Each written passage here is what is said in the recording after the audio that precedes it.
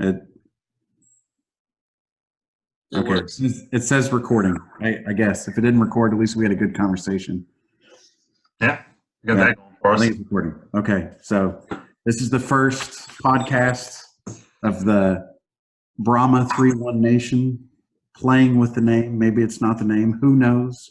But the first thing we're going to do is interviewing the board of directors, or at least two of the board of directors, and really kind of talking about the association. Y'all were the founding fathers, founding Marines of the association, and I think it would be good for us to hear where this all started, because when we talk about benefits of being a member or why you should be a member of 3-1 or 3-1 association, I think y'all can best explain that, because y'all kind of brought us here in the first place. We wouldn't be here if it wasn't for Chad Russell, David Stevens, and Jeremiah Hansen, whoever he may be. But before we start, why don't we just introduce ourselves real quick? I'm the president of the 3-1 Association, Micah Wright. We have Josh Mendoza. He is the vice president of the 3-1 Association. And then Chad, why don't you tell us a little bit about yourself? Yeah, so I'm currently on the board of directors for 3-1 Association and was the first president.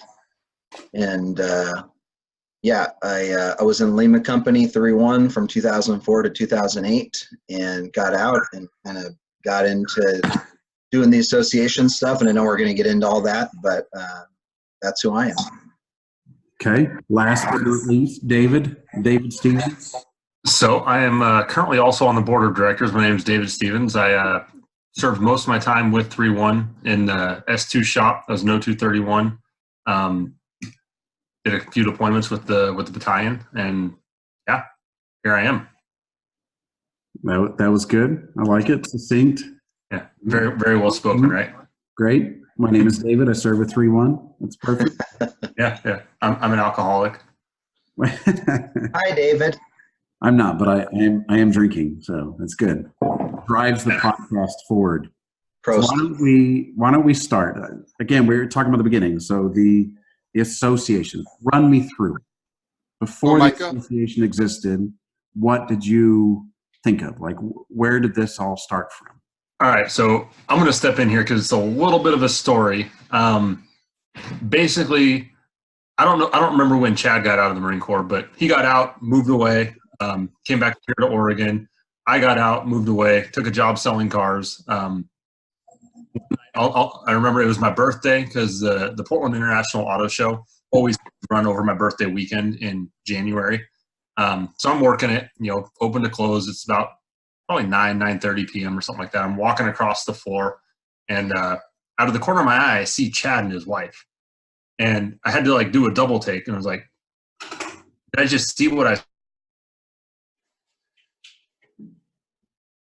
section? I was like, Chad! And he kind of does this and zooms in on me. Exactly like that. Yeah.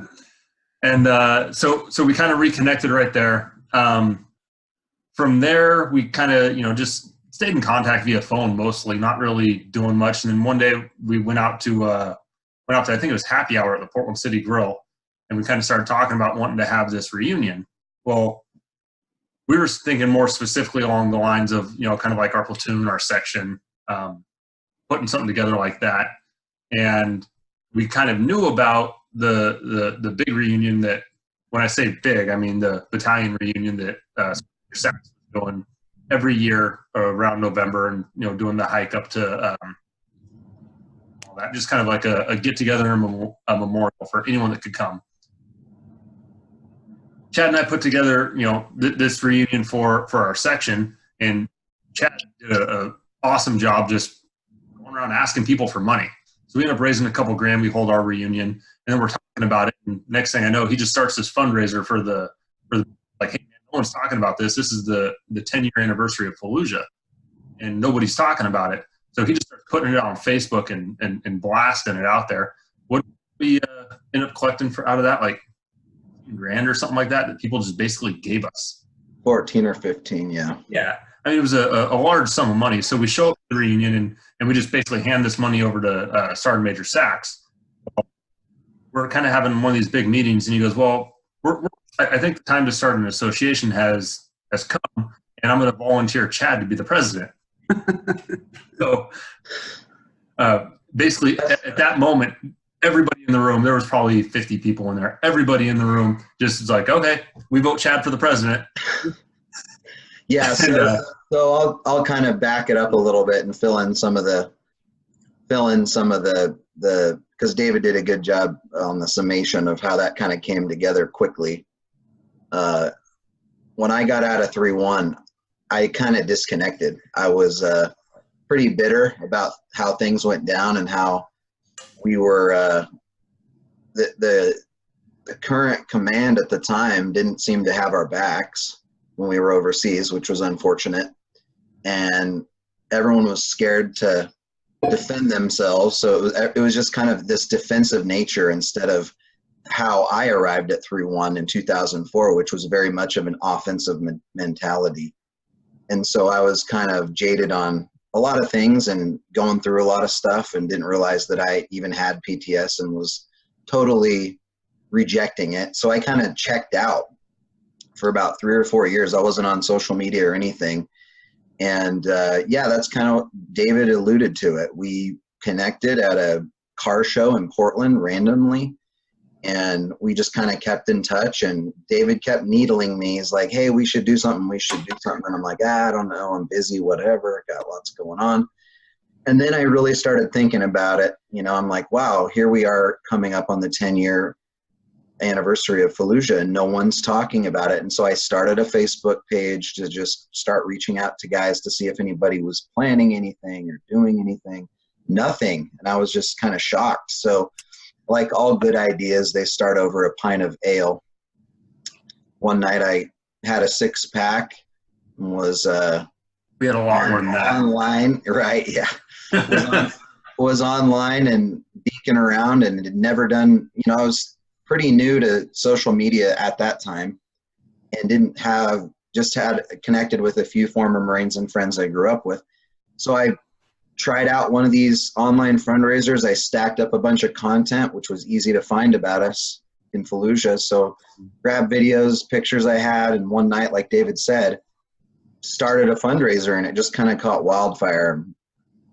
My aim from the beginning was to give that money to whoever was doing reunion stuff, which I had no idea who was. So this isn't really about David or I. This is more about, you know, the folks that were really doing the hard work, which was Sergeant Major Sachs ultimately, and Willie Buell, doing the reunions year in, year out for 10 years. I hadn't been back for 10 years, right? So that 10-year reunion that we had, that we used that money, that was the first time I had been back there. So it was really a big deal for me, and I think a lot of the people that were able to come.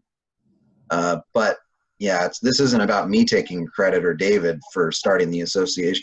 The association was really had been being run by Sergeant Major and Colonel Buell, but it wasn't really an official thing, right? We just enhanced it with the money that we helped raise, and everyone got behind it. So that wasn't even us either individually. That was the group that was online got behind us, and they started sharing it and donating money. So this was a team effort from the beginning. Yeah. And that's what happened. Yeah, we get there and everyone thinks that I'm in charge of the association because I helped do a fundraiser. Yeah, I think they still think you're in charge. So No.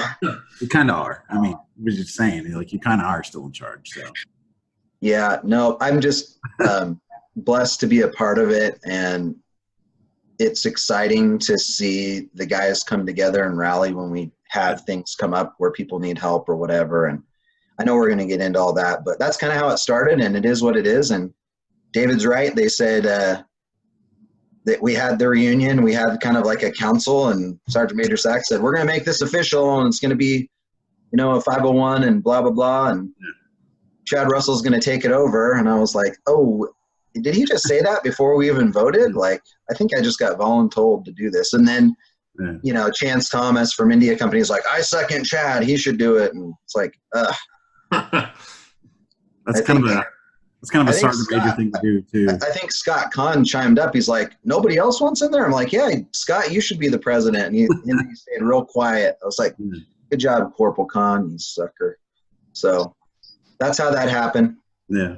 Now, was that the 10-year reunion? That's when we were at the CD Hotel in Oceanside, wasn't it?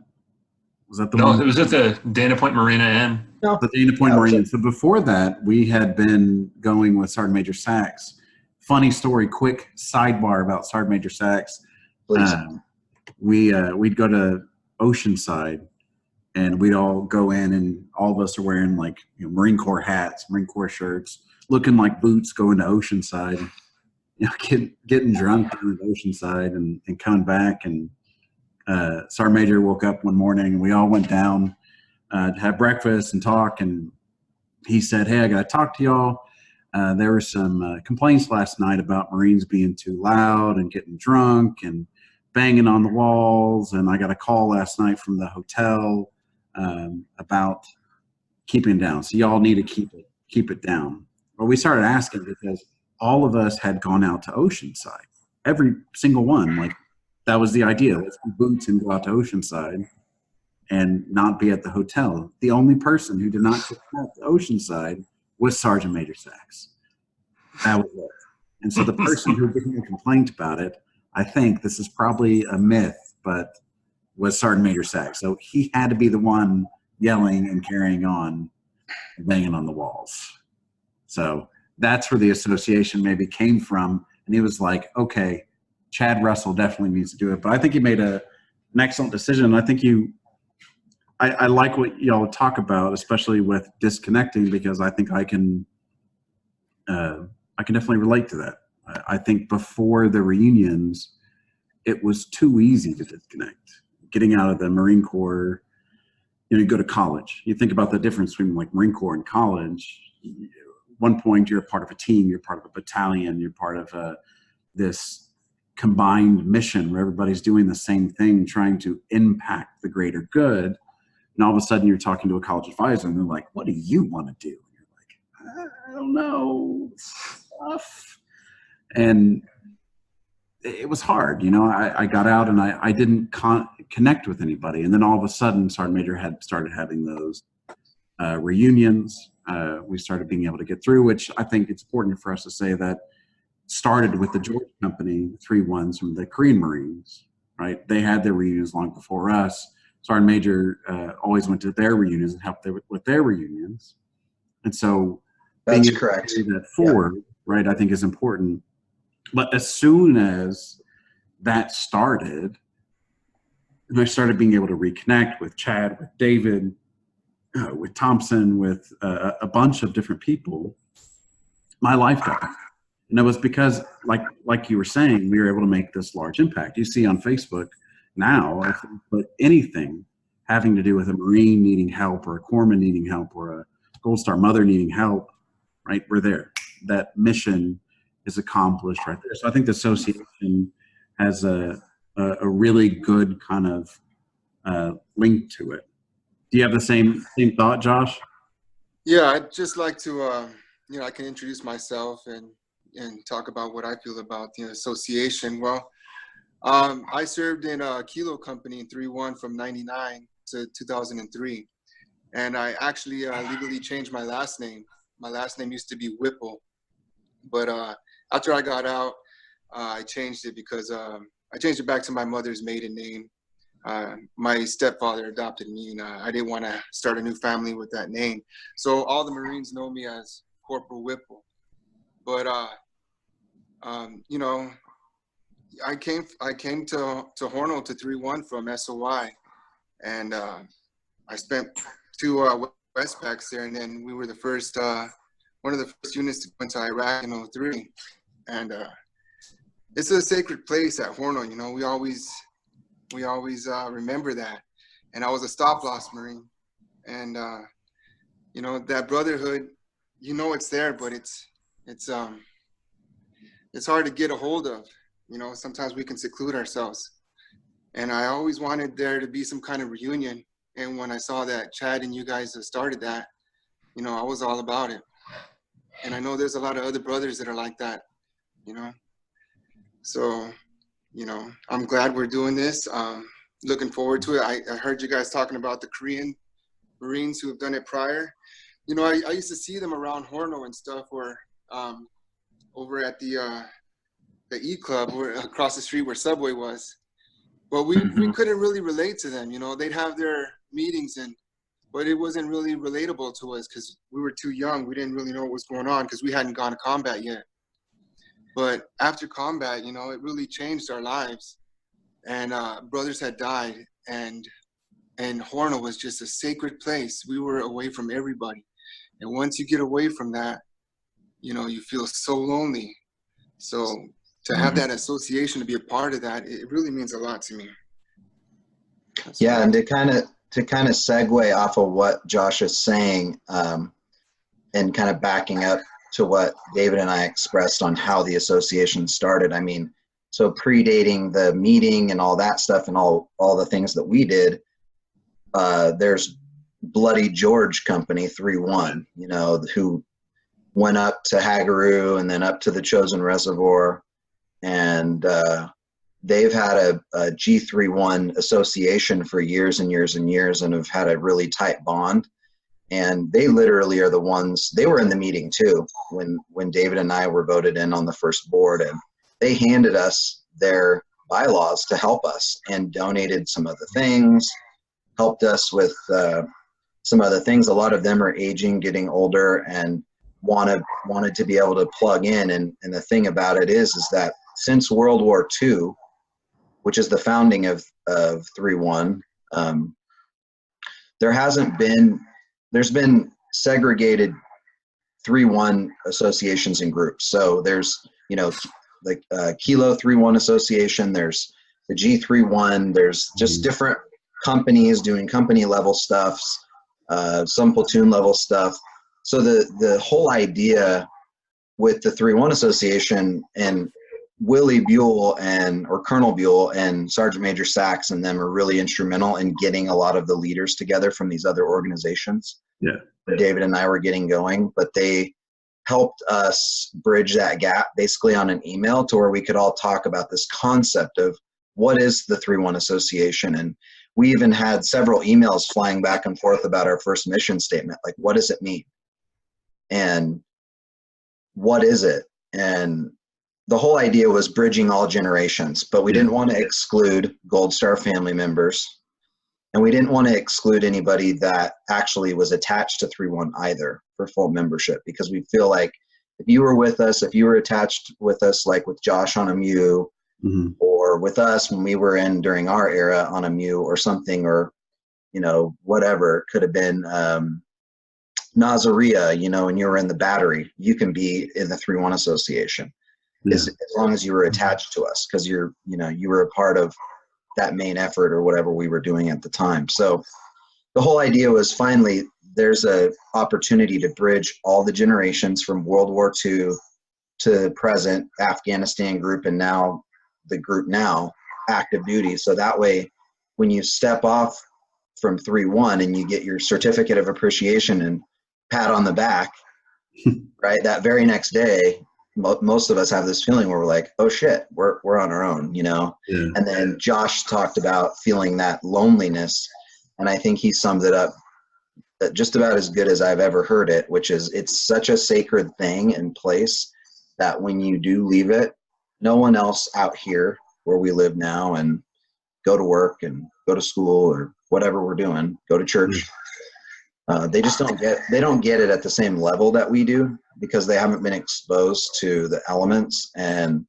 the intensity and the dedication that it takes to do what we do. Yeah. So I totally related to what Josh said when he said, but I think we'd be, you know, I'd be remiss if I didn't mention that this really all is because of the G31 Marines and handing us those bylaws. Yeah, absolutely. And I love the fact that they're still current. They're still active in the association. One of my favorite things about going to the reunions is being able to talk with them and hear their stories. I mean, such an amazing stories. And I think a good plug, our good friend Patrick O'Donnell, is his book, Give Me Tomorrow, which follows George 3-1 in Korea. And the story is like, it's incredible. It really is. Like, it's inspiring. It I'm at a loss for words. It's honestly incredible. And so being able to just rub shoulders with those guys, honestly, like makes it worth it. I love connecting with everybody else, but being able to talk to Roy Craddy, moving back from George 3-1 to Guadalcanal. Hoorah, Corporal Craddy. Right? To Bill Darling, right? In Guadalcanal, World War II. Like, we have some amazing Marines in 3-1 who are part of the association. I love the fact that that's what it's moved from. You know, Josh and Chad talking about Horno, it took sacrifice to live at Horno, right? You didn't just live at Horno, and I think that's why it's so special to us, is because we don't remember. I remember fun times, sure, sometimes at Horno, but most of the time at Horno, like I remembered, you know, living in squad bay or in kind of, I don't want to say substandard living conditions because I don't know who's listening, but living with 50 Marines, a weapons platoon, shared showers, and then going up recon, like running up recon, right, hiking the microwave, doing all the training around there, struggling to live on Horno, and I think we all kind of bonded because of that. And you think about the past, the George Company Marines, the Vietnam Marines, I don't want to forget them either because they're part of our association. They did the same thing, right? We all struggled at the same place together. And I think what's interesting is about when you get out is that for me, the disconnect happened immediately. I was at Brooke Army Medical Center here in San Antonio after getting wounded, and I went to the S shop there to get my DD-214 to sign out and everything else.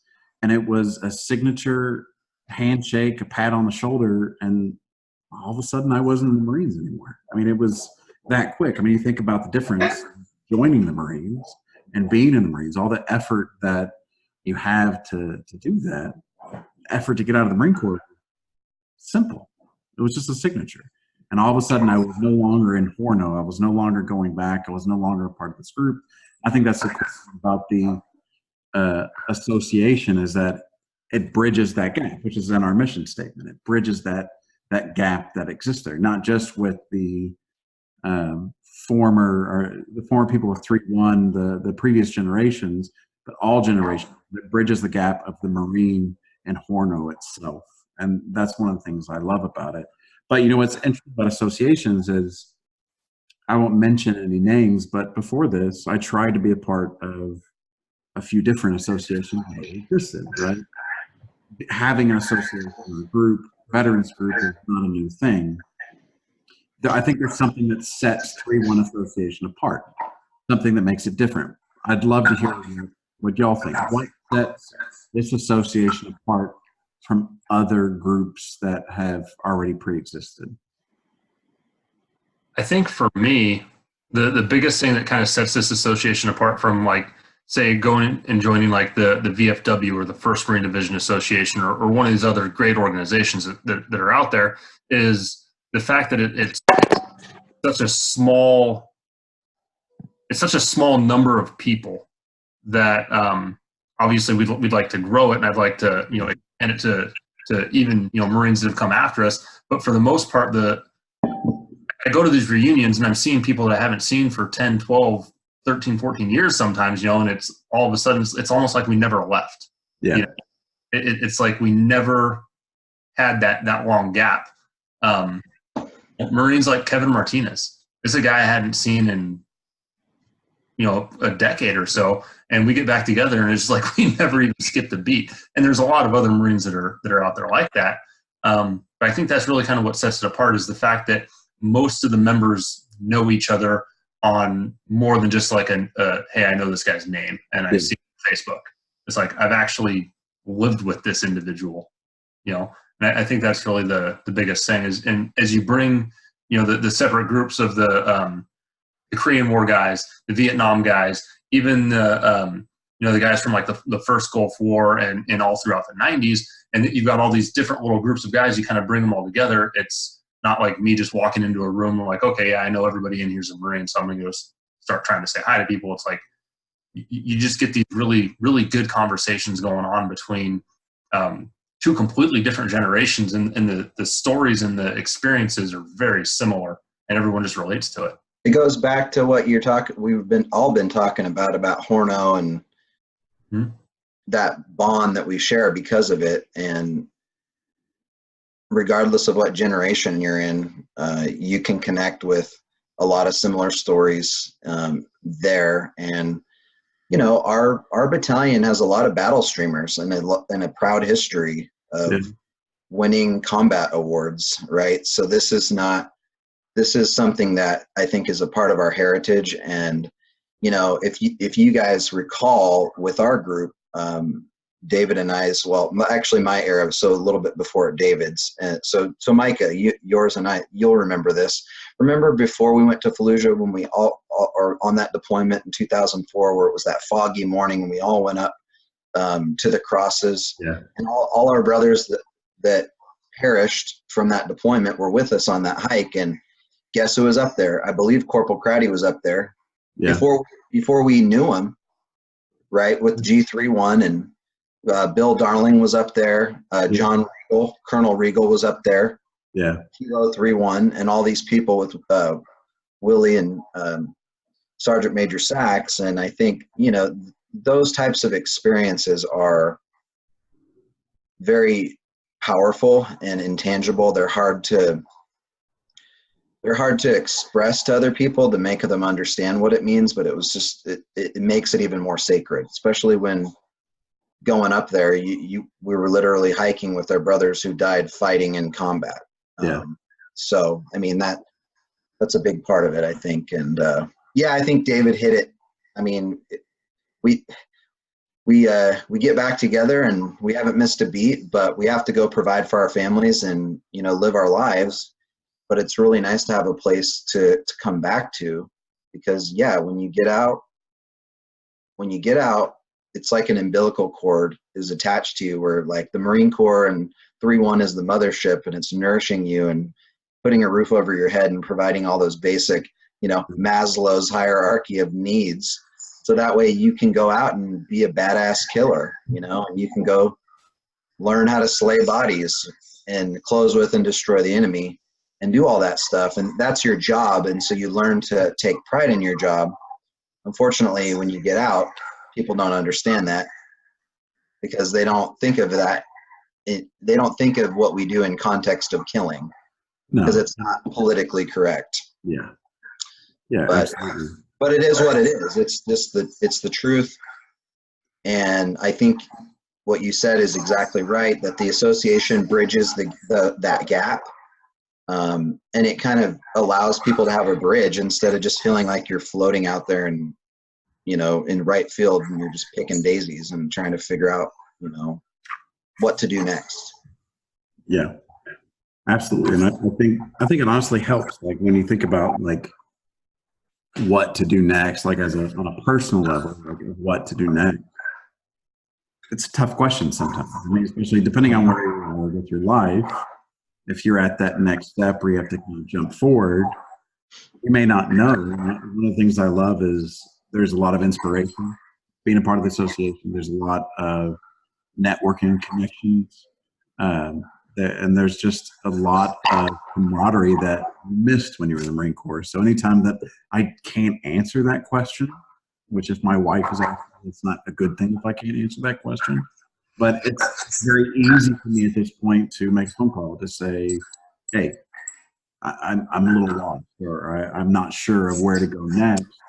You have that mentor that you had when you were in the Marine Corps to kind of help you move forward and to kind of bridge that gap, to use that metaphor again, together, right? I think that's the really cool thing about it. Yeah, and so another big thing too that makes us unique is that when you get these different generations together, I think David mentioned it, maybe Josh did, I can't remember, short-term memory loss. It's not great. Is that you're literally getting to spend quality time with people eyeball to eyeball. That, I mean, I watched Bill Darling sit there at the Dana Point Marina Inn at our reunion with all these young Marines, telling stories of landing at the point at Peleliu. Yeah, it's incredible. He literally talked about that, and he's got, you know, these giant man tears rolling down his cheeks, because you're talking about waves of Marines getting wiped out, that are hitting the beach, and 3-1 was a part of the first Marines to hit the beach. Yeah. And he's telling those stories, and telling other stories too, you know, but that is so priceless for the people that get to be there for those types of things. And same thing with Roy, you know, he lost his leg. You wouldn't know it, you know, if he doesn't say anything, because he doesn't really say anything, but you know, his leg was blown off in Korea, you know, up there. And then, you know, if you get it around Colonel Regal, you get an opportunity to, David and I got to spend some time with him in Texas, and that was a treat, you know, sitting in a hog blind with Colonel Regal and waiting to slay some freaking pigs with him, and getting him to hear him talk about his time in Vietnam and being there with some of his other lieutenants and stuff, and just being a part of that bond.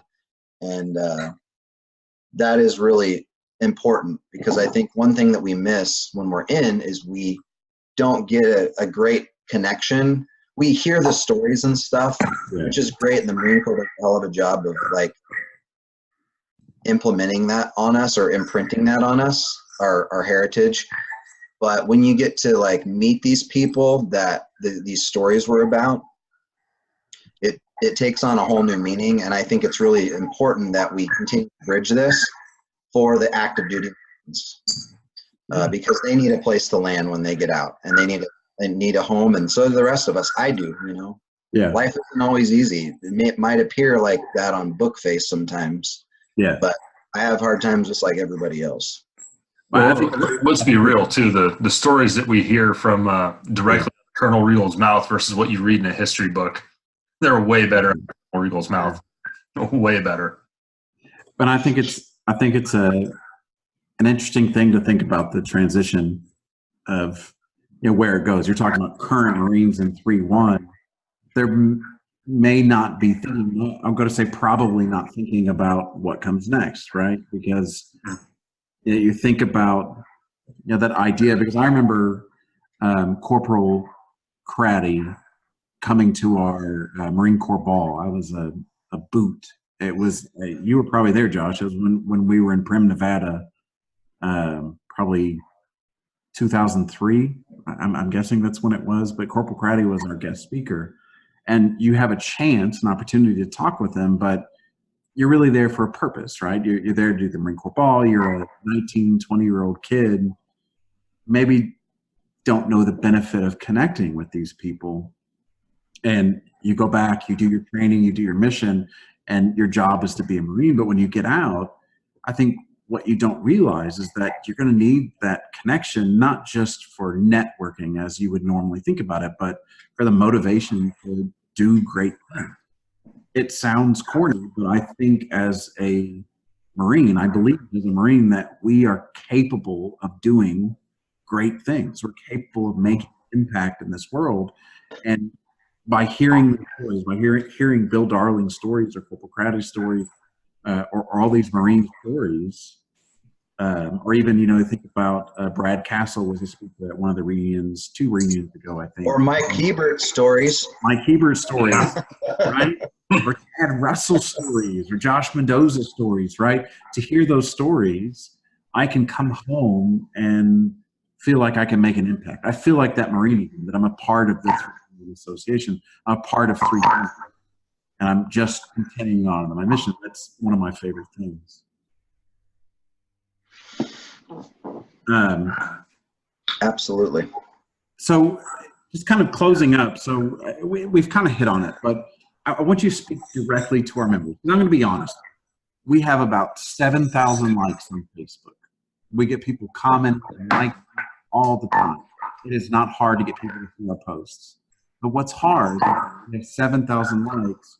We only have 90 paid members of the 3-1 Association. Speak directly to them and tell them why you think they should become a member. All right, so I'll start here for you, Micah. What it boils down to me is it kind of boils down to one of the biggest reasons why I joined the Marine Corps in the first place. I never really had a place where I felt like I fit in.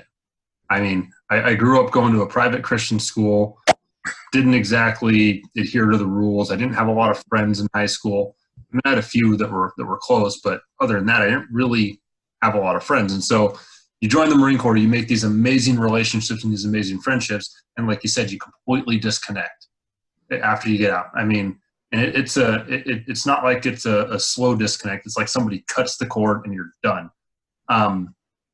So for me, joining the association is just a way to stay in contact with all those people that I met throughout the years, all the people that in my life made me feel like I had purpose. I mean, let's be real. I don't feel like I've got purpose in life. I show up every day and I sell cars.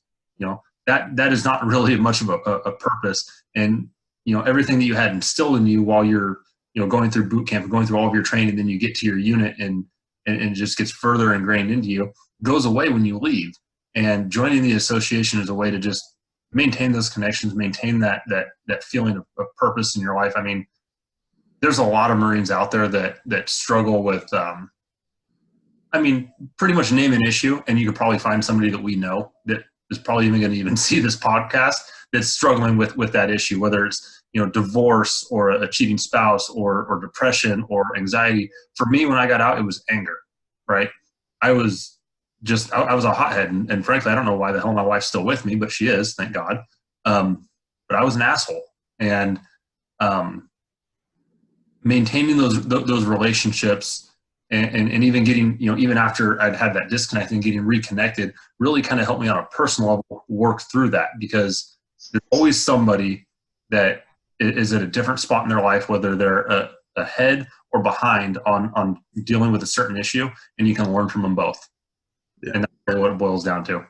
And if you lose that connection, you won't learn. Drop the mic. Well, that was said. Well said. Chad, you have to follow Josh. there. I'm sorry. All you, Chad. No, go ahead, Josh. Yeah, you know, why would you join the association? Well, you guys all made good points. You know, it's just a brotherhood that we're lucky to be a part of. You know, not many people can say they were a 3-1 Marine, and that's something really special. And to have that opportunity to join the brotherhood again, to go back to Hornell and maybe, you know, meet up with old friends and just to smell that air and be back to that sacred place. Or if you can't make it, just being a part of the association, knowing that you have other Marines that are just like you know, a part of it. It's just something special, you know, it means a lot. And for whatever price it is, I'm going to be a part of it, you know, whatever way I can get myself back into that old badass unit, man, without having to do all those humps and deployments. Call me in, man. I'm there.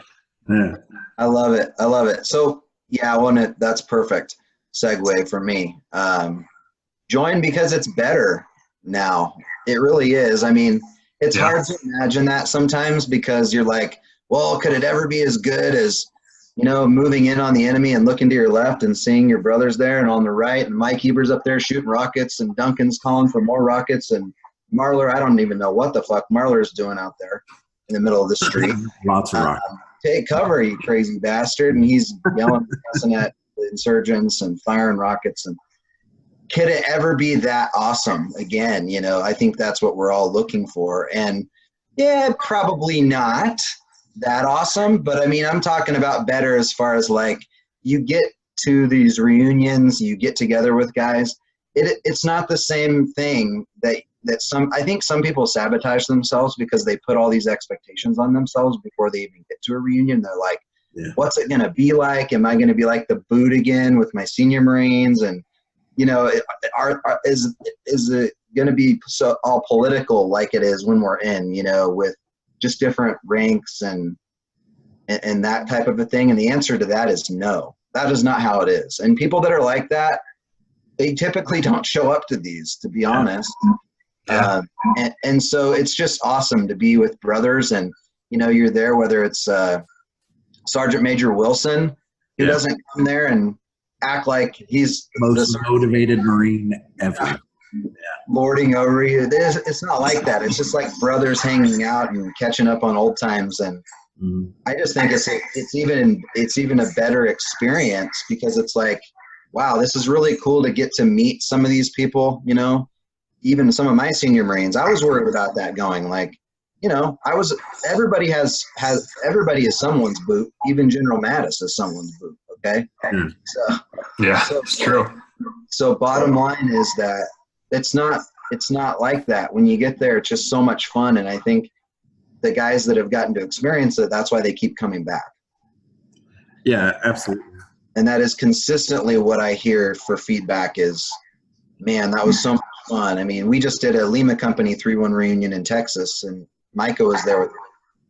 And there were some guys expressing some concern. Yeah, we've got our mugs from that. You know, we did our memorabilia stuff. Warrior Reunion Foundation hooked us up on that deal. Got to plug those guys. Those guys are amazing. They are amazing. Yeah. But that's really it. I think it's just better, and the only way you can experience it is if you come experience it. So you have to get there. No, I think it's interesting to say the expectation, and I think that expectation. I think sometimes we forget how hard it is to overcome it, because I've missed one reunion, and I completely regretted it after missing it. But before I missed it, I flooded my thoughts, and probably the next time I go out do the same thing, with this expectation that I'm going to find a Marine who doesn't think I did enough, or ridiculous things. I think I wasn't a good Marine. I think that I don't deserve to be there with all these incredible people. I mean, you think about the people that we're with, talking about Sergeant Major Wilson, Roy Craddy, Bill Darling, all these people who are rubbing shoulders with them. It's this momentous occasion that maybe you don't feel worthy of.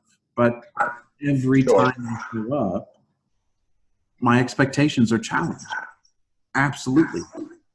They call me, Sergeant Major Wilson called me brother the first time. For the first time I heard that, I was like, what?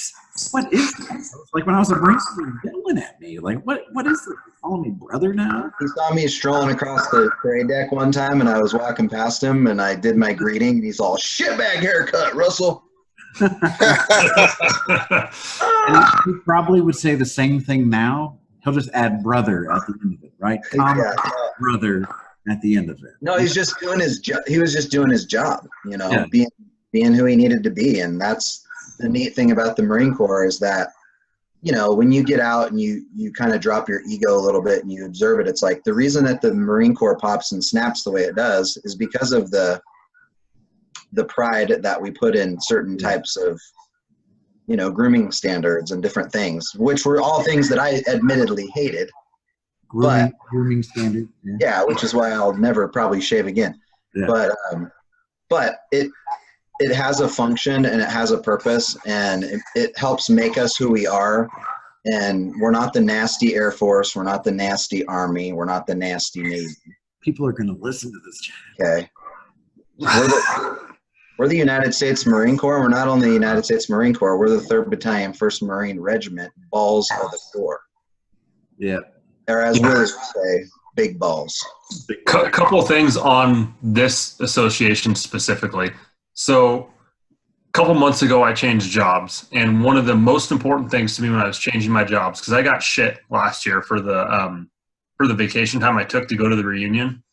One of the most important things when I was interviewing is I told them, I said, every other year I've got these 2 reunions that I go to, and I will go to them. And if you hold me back, I'll quit. And they're like, hey, no problem. You know, we know that's every other year, right? Yeah. The other thing is when you think about 3-1, 3-1 is so unique in relationship to the rest of the Marine Corps. I've got an older brother that served with 2-5, and he did a couple deployments with them. And it's not like they necessarily experienced anything different in their deployments than what we experienced. I mean, they went to Iraq, they were in Ramadi, they, you know, got shot at and got blown up just like everybody else, right? There's nobody in his entire unit is trying to put something together like this. I mean, the brotherhood that you get out of being in 3-1 versus going and being in any other unit is second to none. It really is. And if we can find a way to maintain and continue that, all the better. Yeah. Oh yeah, and I think that's a good place to end, because I definitely think that Amen to being a that. part of 3-1 Association again sets us apart, and it sets us up for the success that we want. I appreciate all y'all coming together and sitting with me and sitting with Josh and talking about setting up the 3-1 Association. I really enjoyed speaking with y'all. I look forward to the next reunion. Just a note, if you want to be a member, please join at 3rd Battalion 1st Marine Association.com. $30 for standard member, and if you're a family member, you can be an associate member as well. Join now. We definitely need the membership, and we're looking forward to hitting up another reunion. Y'all got anything else before we leave? Do you have a date on the reunion yet, Micah? Yeah, so it's going to be that March 15th through the 18th. Okay. It's the same dates that they said at the last reunion. I wanted to stay true to that, just in case, even if one Marine, like the Type A Marine, like put on the calendar, like this is when it is, at my vacation, I'll make sure it's going. That's when it's going to be. We'll probably still be in Dana Point, and it's going to be kick-ass, man. We're Josh and I are working, and Clay and all the officers are working hard on getting the reunion going. But the first thing we need is members. What is that date? One more time. We can have. What's that, David? That date one more time. March 15th through the 18th. And I'm going to send out reminders here around September. Beginning of September, there will be a save the date, and then registration will open before the end of the year. So we're moving forward here pretty quickly. Awesome. Anything else? No, I think we just need to reach out and get more people in the fold and get more active duty 3-1 guys, and Yeah, hell yeah. get guys that haven't been around and bring them into the fold. We got to bring more people in and see how much fun we have together when we're together. So.